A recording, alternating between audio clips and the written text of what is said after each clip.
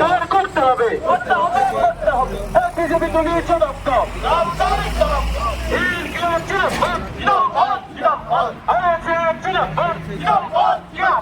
আমরা তোমার সাথে আছি,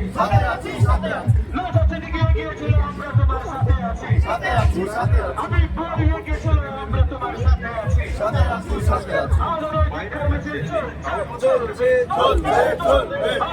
বিজেপি দলীয় জবাব দাও, ছেলেটাকে পিটিয়ে কেন হত্যা করলো বিজেপি দলীয় জবাব দাও।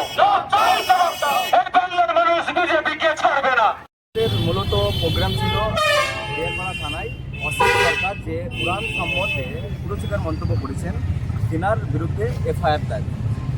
আমার একটা প্রশ্ন থেকেই যায়, যখন হুমায়ুন কবির একটা মসজিদ করার জন্য তাকে সাসপেন্ড করতে পারে এই নিয়ামতের দ্বারাই, নিয়ামত বসে, এবং আজকে যে কোরআন সম্বন্ধে এত কুরুচিকর মন্তব্য করেছে, এখন নিয়ামত কেন চুপ?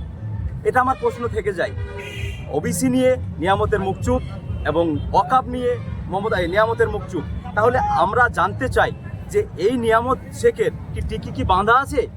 আমার এটা প্রশ্ন থেকে যায় যে জুব্বা পরে মুখে দাড়ি রেখে কোরআনের সম্বন্ধে একটু যদি মায়া মহব্বত থাকে তাহলে উনি চুপ থাকতে পারেন না। আমার প্রশ্ন থেকে যায় এখানেই যে উনি মুসলিম, এটাই আমার সন্দেহ হয়। এটা সাধারণ মানুষের কাছে এবং নিয়ামত শেখের কাছে এটা আমার প্রশ্ন যে উনি কি মুসলিম, সেটা জবাব দেবেন।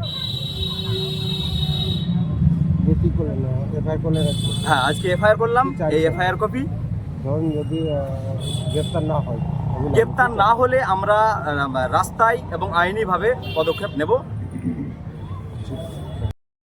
আজকে আপনারা কি করছেন যে পরিযায়ী শ্রমিক যে সোহেল রানার মৃত্যু হলো উড়িষ্যাতে, এই প্রতিবাদ, এটা মৃত্যু হয়নি, তাকে মেরে ফেলা হয়েছে আরএসএস এবং টিএমসির চক্রান্ত। মমতা ব্যানার্জি যদি মনে করে এই পরিযায়ী শ্রমিকদের উপরে অত্যাচার অবশ্যই বন্ধ করতে পারে, পরিকল্পনা করে এই বিজেপি এবং টিএমসি মুসলিম আর হিন্দুর মধ্যে একটা বিভেষণ পাকিয়ে ভাগাভাগি করে দিয়ে বিজেপি ক্ষমতায় আসার লক্ষ্যে এই চেষ্টাটা। অভিযোগ কার নামে করলেন? অভিযোগ অসীম সরকারের নামে। কেন?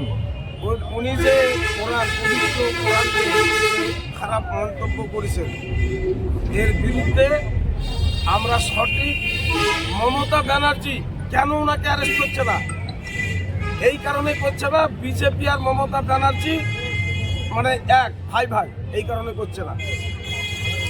অবিলম্বে অসীম সরকারকে গ্রেপ্তার করতে হবে, না করলে আমরা আরো বিজেপি দলীয় দূর হতো। আর বিজেপির আরেক রানী, চোরার রানী মমতা ব্যানার্জি দূর হতো।